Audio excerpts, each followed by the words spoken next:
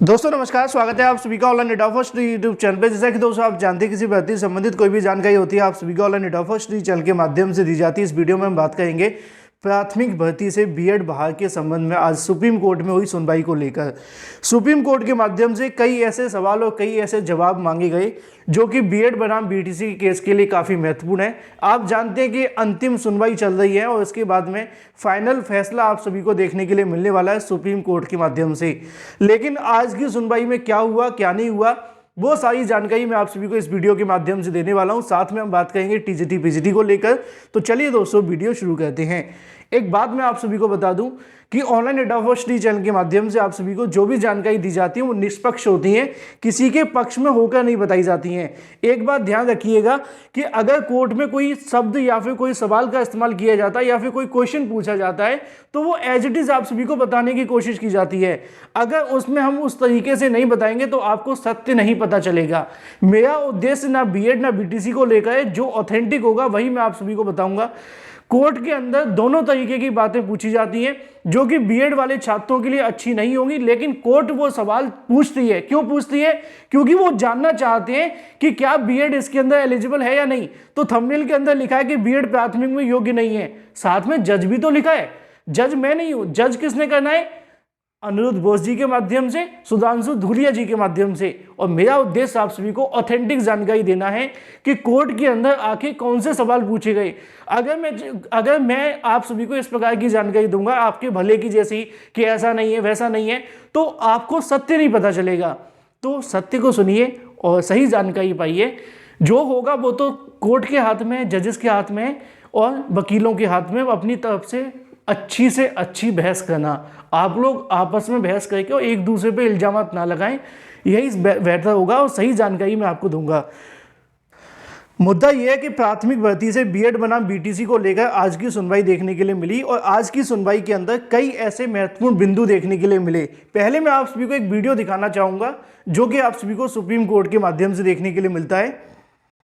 If there is delineated power, what would be the result? In fact, to that I have one very simple answer, and that is, and then the legal issue. Simple answer is that the amendment came in 12, giving them power to lay down qualifications to the NCT. So, since that specific power is given under the 93 Act in 2012, question of subsequent special act may not come in here. RTE Act comes in 9. In 12, the government amends the 93 Act, gives power for this specific purpose to the NCT under that act, and therefore the power is exercised under that act. No, but it could not have amended this act. It could have if it wanted. No, because this act says it does not even speak about NCT. Exactly. I'm grateful. That's my whole point. That is the point I'm trying to make. That this 93 Act has been the RTE Act has been brought in wrongly. No, Article 20 because one says that which will be the academic authority which will prescribe the qualification. Yes. It will be the academic authority notified by the central government. I understand what is calling from your lordship. They could not have.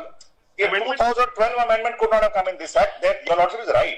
That had to come in that act because that was the power being given to NCT. Right. So if the power is being given to NCT, it has to go in that parent act. Yes. They can't give. I mean, they should not have given it and correctly not given it here, and they correctly given it there. But then that makes out my point. Is my submission. That makes out my point that if the power is under the 93 Act, then please look at the power of the central government under that act.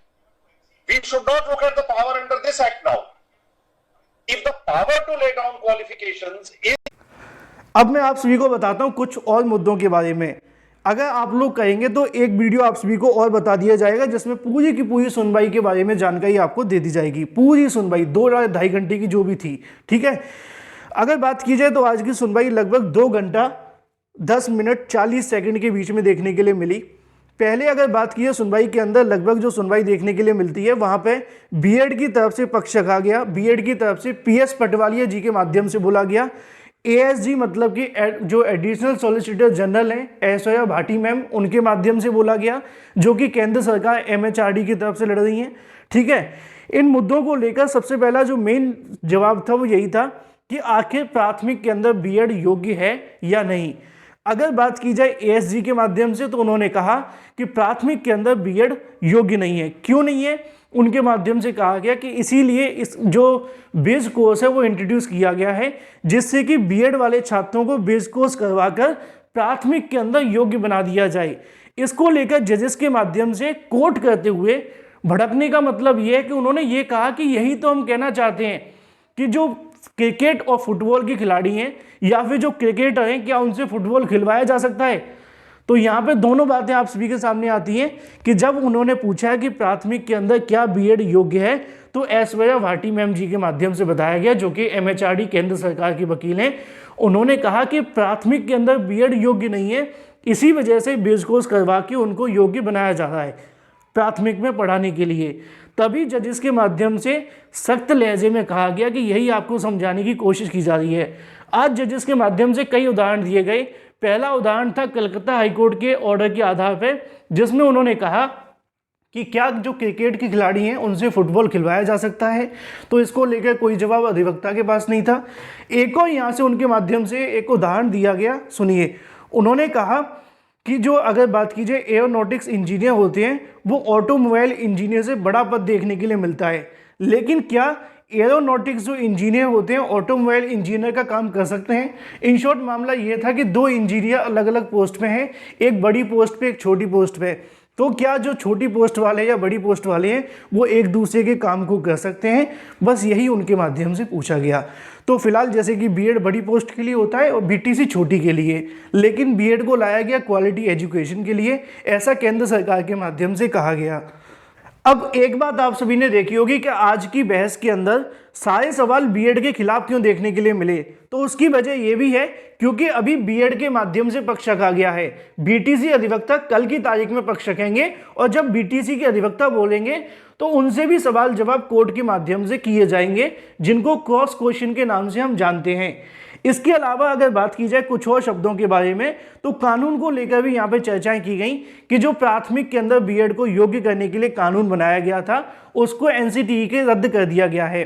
तो इसको लेकर भी यहाँ पे पूछा गया कि जो कानून बनाया गया है क्या वो सिर्फ केवीएस शिक्षक भर्ती के लिए है या फिर जो पूरे देश के लिए बनाया गया है? तो उन्होंने कहा कि जो बीएड को वैलिड करने के लिए बनाया गया है वो पूरे देश के लिए है, लेकिन इसमें कंडीशन रखी गई है कि अगर आपके पास में बीएड मतलब बीटीसी के अभ्यर्थी पर्याप्त संख्या में ना हो तो आप बीएड को शामिल कर सकते हैं।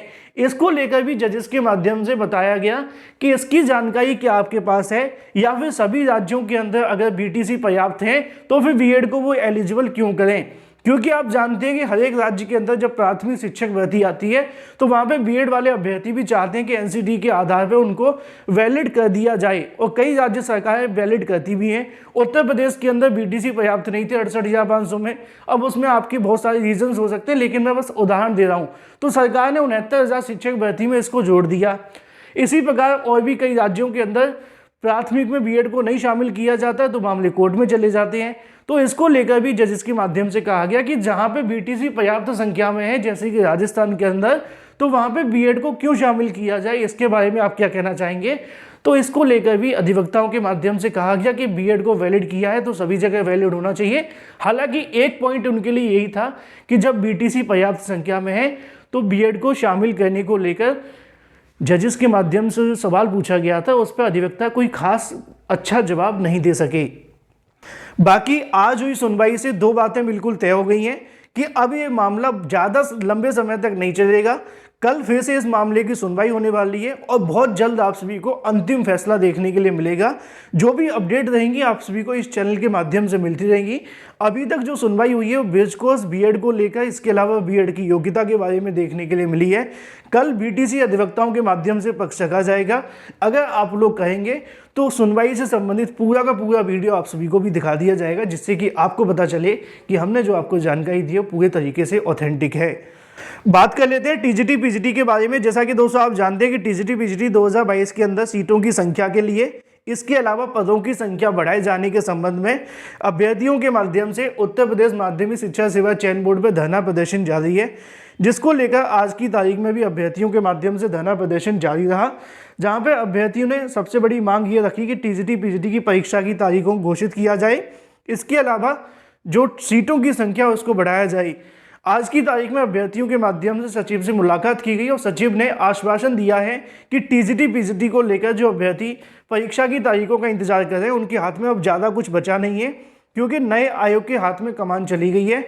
लेकिन उनके माध्यम से कोशिश की जा रही है कि परीक्षा की तारीखों को लेकर जो संबंधित कार्य वो किए जाएं, लेकिन अध्यक्ष ने या फिर सचिव के माध्यम से अभी भी इस मुद्दे को लेकर कोई खास जवाब नहीं दिया गया है। उनका कहना है कि सरकार नए आयोग बनाने पर विचार कर रही है, जिसके चलते उनके पास सदस्य आने की संभावना और भी ज़्यादा कम हो गई है।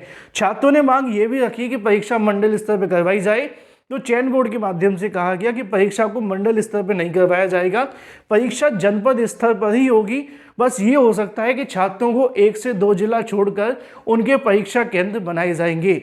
बाकी अब देखना ये होगा कि चयन बोर्ड इसमें से क्या क्या कर सकता है, क्योंकि चयन बोर्ड जब परीक्षा ही नहीं करवा सकता तो परीक्षा मंडल स्तर पे हो या फिर जनपद पे उनको कोई ज़्यादा जानकारी इससे संबंधित होगी नहीं, क्योंकि अध्यक्ष इसको लेकर बार बार अपने हाथ खड़े करते हुए दिखाई दे रहे हैं। आज भी अभ्यर्थियों के माध्यम से मुलाकात की गई है, लेकिन हर बार की तरह उनके माध्यम से आश्वासन मिला है, लेकिन जब तक काम जमीनी स्तर पर नहीं आ जाता अभ्यर्थी लगातार धरना प्रदर्शन करते रहेंगे उत्तर प्रदेश माध्यमिक शिक्षा सेवा चयन बोर्ड के सामने। फिलहाल इस वीडियो के माध्यम से इतना ही। Thank you for watching this video.